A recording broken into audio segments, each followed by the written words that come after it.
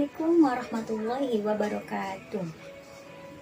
Selamat pagi anak-anak, bagaimana kabar kalian hari ini?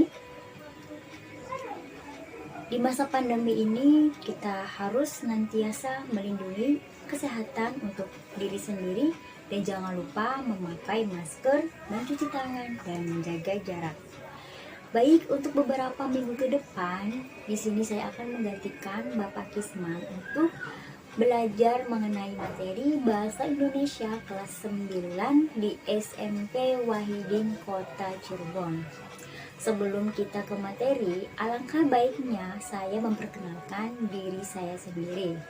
Baik, langsung saja perkenalkan, nama saya Cutita, biasa dipanggil Tita.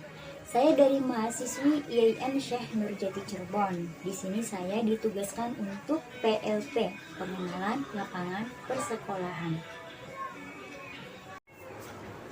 Nah, itulah perkenalan singkat dari saya. Baik, sebelum ke materi, saya akan menjelaskan kompetensi dasar, indikator, dan tujuan pembelajaran. Kompetensi dasarnya yakni mengidentifikasi unsur-unsur pembangunan karya sastra dalam teks cerita pendek yang dibaca atau didengar. Adapun indikatornya adalah yang pertama, menjelaskan pengertian cerpen, dan yang kedua, mengidentifikasi unsur intrinsik yang terdiri dari 7 poin. Yang pertama ada tema, plot, tokoh, penokohan, latar, sudut pandang, dan amanat. Nah, adapun tujuan dari pembelajaran ini, siswa mampu menjelaskan pengertian dari cerpen, dan yang kedua, siswa mampu menjelaskan unsur intrinsik dari cerpen. Sebelum kita belajar, alangkah baiknya kita berdoa terlebih dahulu. Berdoa mulai. Raditu billahi rabba wa bil islami dina wa bi muhammadin nabiyya wa rasula rabbi zidni ilman warzuqni fahman amin. Poin pertama, kita akan membahas mengenai cerpen. Nah, tentunya kalian sudah mengetahui apa itu cerpen dan singkatan cerpen. Nah, singkatan cerpen ialah cerita pendek, dan cerpen juga merupakan suatu karya sastra yang mengisahkan tentang sebuah cerita fiksi dari hasil karangan. Nah, itulah pengertian sekilas mengenai pengertian cerpen.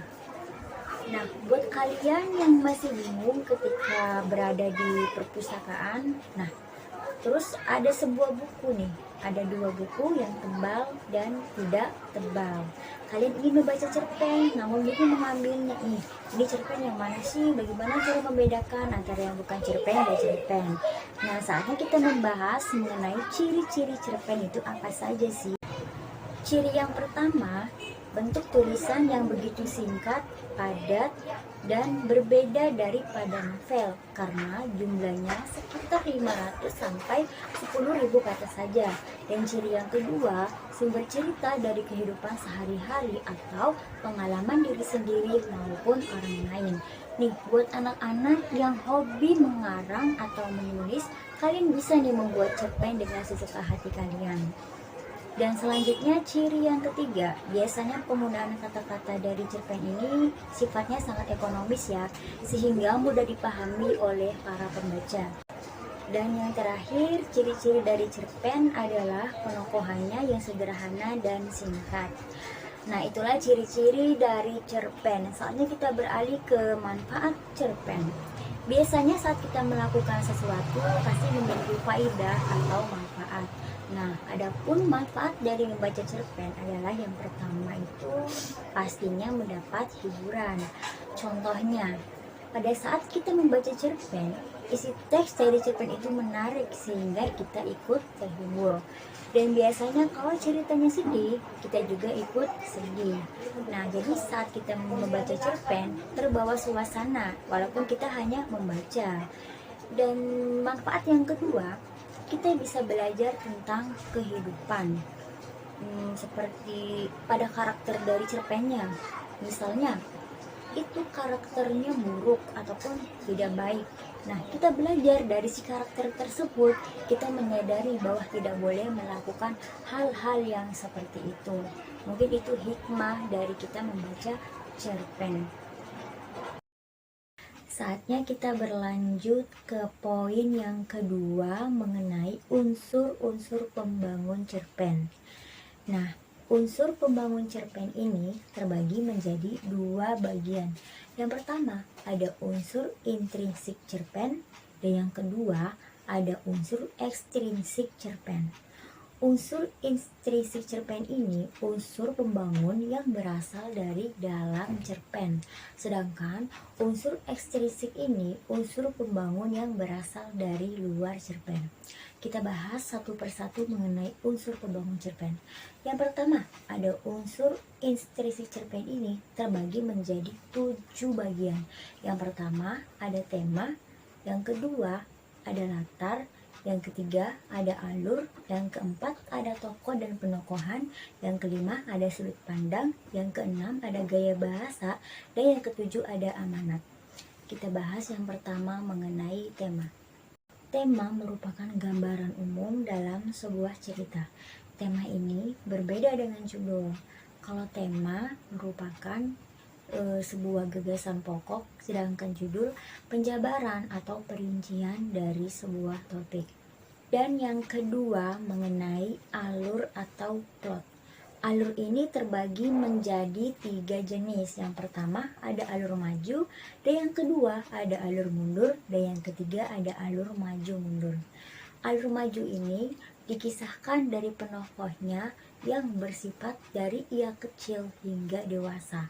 Jadi sifat dari alur maju ini bersifat terus-menerus atau berkelanjutan. Sedangkan alur mundur ini dikisahkan dari zaman sekarang hingga ke masa lampau. Jadi kembali lagi pada zaman dahulu. Dan yang ketiga ada alur maju mundur. Alur maju mundur ini bersifat campuran dari alur maju dengan alur mundur. Nah, yang ketiga mengenai latar atau setting. Latar ini terbagi menjadi 3. Yang pertama ada latar tempat, yang kedua ada latar waktu, dan yang ketiga ada latar suasana. Latar tempat ini dikisahkan dari teks cerpen itu tempatnya di mana, bisa di sekolah, di pasar, di rumah, di hotel, dan dimanapun. Dan yang kedua mengenai alur waktu. Nah, dari cerpen tersebut waktunya kapan peristiwa itu terjadi, apakah siang, pagi, waktu. Nah, dari cerpen tersebut waktunya kapan peristiwa itu terjadi, apakah siang, pagi, malam, sore. Dan yang ketiga ada latar suasana. Bagaimana suasana tersebut dalam cerpen? Apakah suasananya riang, sedih, gembira, atau macam lainnya. Nah, itu pengertian dari cerpen dan unsur-unsur pembangun dari cerpen. Dari hasil penjelasan yang sudah saya paparkan, di sini saya akan menyimpulkan pengertian cerpen. Jadi, cerpen merupakan suatu karya sastra yang berbentuk cerita fiksi dari hasil karangan. Sedangkan, cerpen juga memiliki 2 unsur. Yang pertama ada unsur intrinsik, dan yang kedua ada unsur ekstrinsik. Unsur intrinsik ini memiliki 7 bagian. Ada tema, ada latar, ada alur, ada tokoh penokohan, gaya bahasa, sudut pandang, dan amanat. 7 ini merupakan bagian dari unsur intrinsik. Nah, itulah simpulan materi yang kita pelajari hari ini. Baik anak-anak, sebelum kita berlanjut ke kuis, kita melakukan atau bermain ice breaking terlebih dahulu. Mau tahu seperti apa ice breakingnya? Yuk kita simak video berikut ini. Tebak warna. Berikut, kalian harus menebak warna dari kata-kata berikut. Ingat, ucapkan warna, bukan katanya ya sobatku semuanya.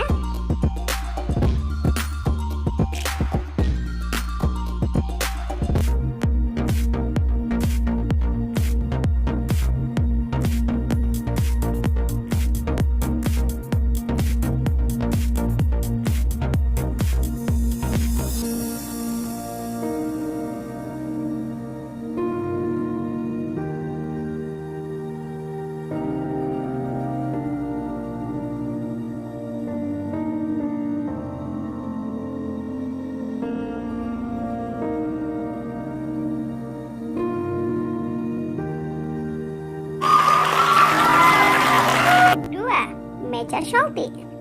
Meja Sholti adalah grid dengan angka secara acak atau huruf yang digunakan untuk pengembangan kecepatan membaca, penglihatan tepi, perhatian, dan persepsi visual.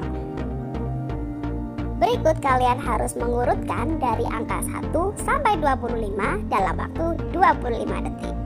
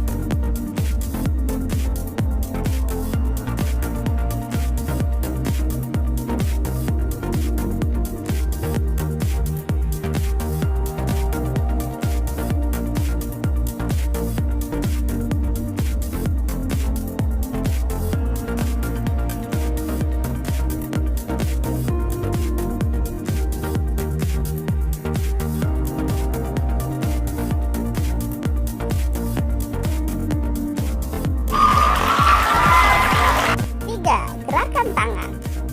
Katanya nih guys, cuma 5% orang loh di dunia ini yang bisa ngelakuin ini. Masa sih? Berikut kalian cukup menggunakan tanda oke untuk tangan kanan dan tanda peace untuk tangan kiri. Lakukan secara bergantian dan berulang-ulang. Makin lama makin cepat ya guys.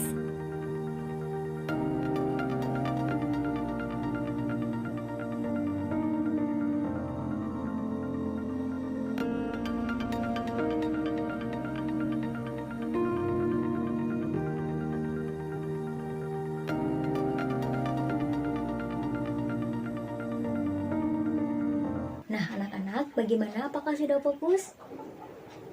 Baik, kita akhiri materi hari ini dengan mengucapkan kata hamdalah, alhamdulillah. Mohon maaf apabila ada kata yang kurang tertata dan tutur yang kurang teratur. Wassalamualaikum warahmatullahi wabarakatuh.